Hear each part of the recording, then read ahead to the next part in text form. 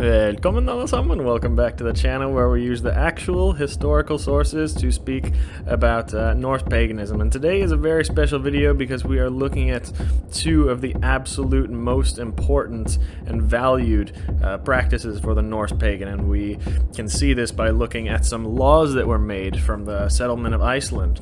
And the story I'm about to tell is told in a few different sources, which are listed here.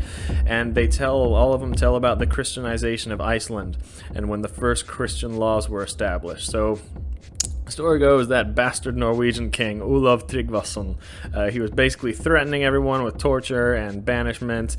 Even 1,000 miles away in Iceland, he captured some Icelandic trade ships and threatened a trade embargo on Iceland if they did not convert to Christianity. He was doing this all from Norway. So the Godi, or the leader or the priest of the Althing in Iceland, his name was Torgeir Torkelsen, and he meditated on this thought, and he was supposed to decide if Iceland would become Christian. So he eventually decided that Iceland should become Christian to avoid further bloodshed from King Olav, but he said on one condition, that you can ban all of our other pagan practices, but we're allowed to keep two things. Two things must still be allowed, and that was eating horse meat as the first one, and exposing children as the second one.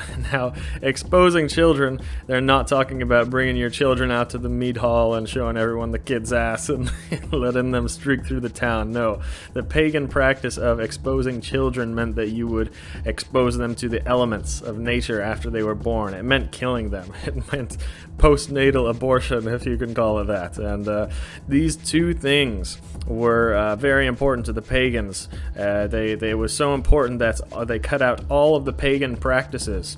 They let the Christians ban all of the others, but the pagans chose these two as the most sacred and important to hold on to, and they fought hard to keep these for a long time after the official Christianization. And why these two? What does it tell us about their beliefs and what they valued most? Well, we're going to look at that a little bit right here. So, well, what about the horse thing? What does that come from? Well, this is not just unique to Iceland, actually. It's unique to all Germanic peoples and probably all other peoples in Europe too, but specifically the Germanic people, the Anglo-Saxons or the Frisians or Scandinavians. We have records of the Christians trying very, very hard to get us to stop eating horse meat. So in the year 732 AD, we have one source.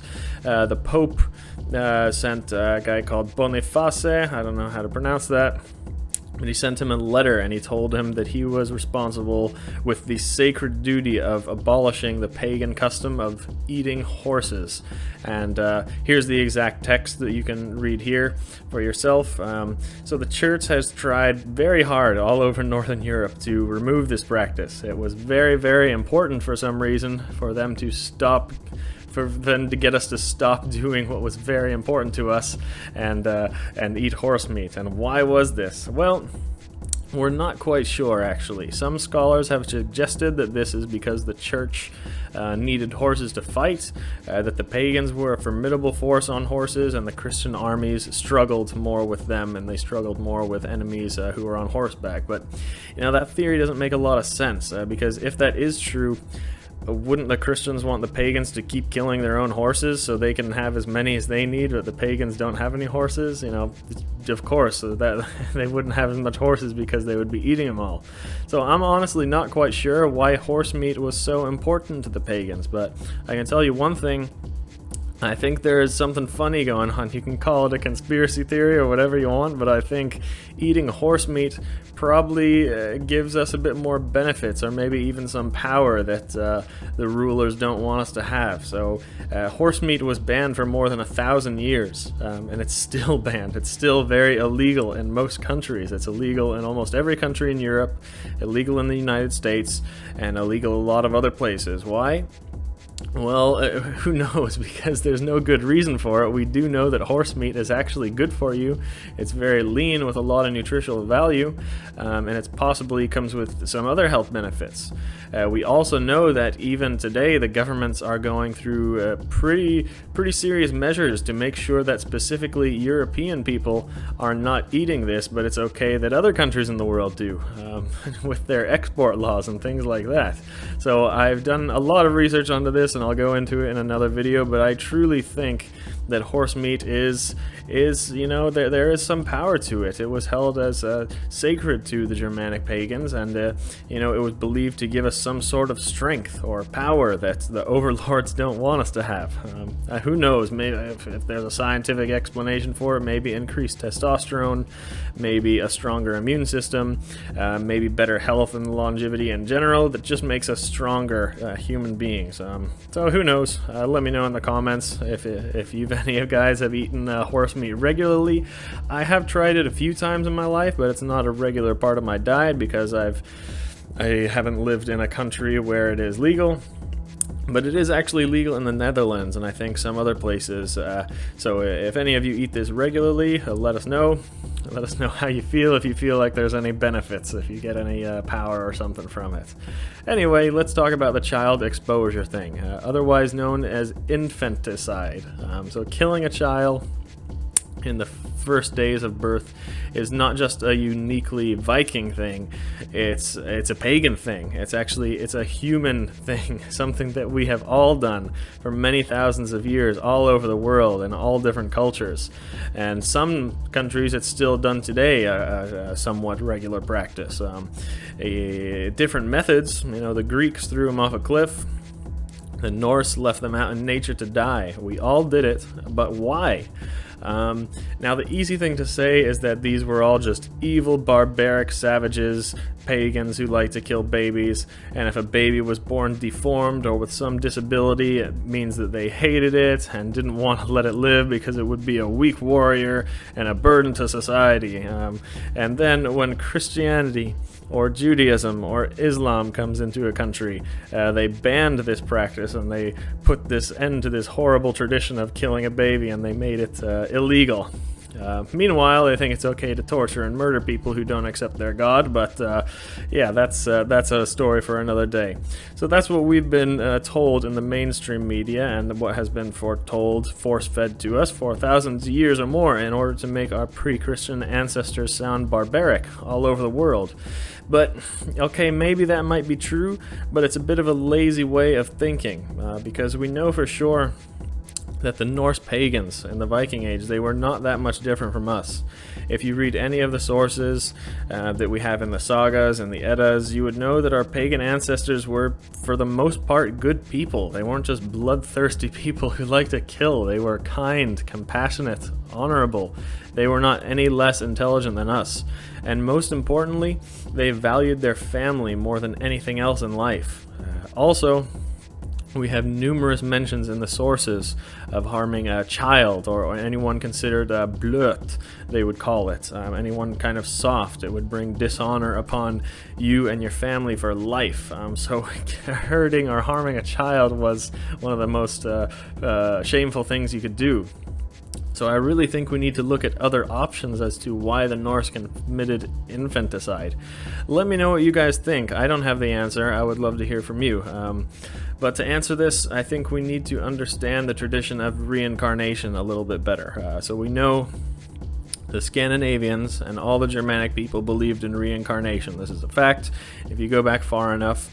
However, most historians, yes, it is true. We do think that the belief of reincarnation was lost sometime during the Viking Age. Before about the year 800, definitely the Norse and Germanic peoples believed in reincarnation, but it was lost sometime during the Viking Age.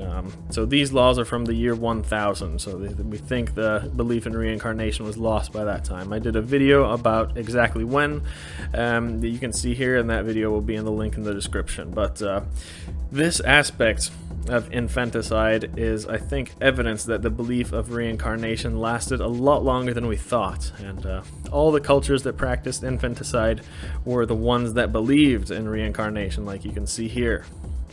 And we know that in the Germanic and also the neighboring Sami tradition, that they believed in reincarnation into the same family. So usually you were believed to be reincarnated as the great-grandchild, if possible, if the time lined up.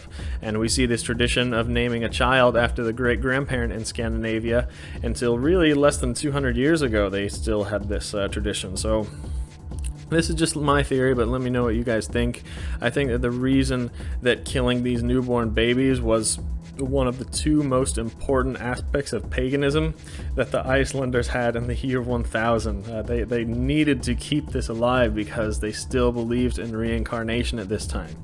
So when a baby is born with half of its face missing, or say he was born paralyzed like Ivar the Boneless or something like that, that baby being born is not just a baby with a brand new soul, a brand new spirit and life. That baby is one of your ancestors reborn, taking this shape, taking this body, taking this hamr, as they would have called in Old Norse. So one of your brave, loved, honorable ancestors who they had so much respect for that they worshiped them.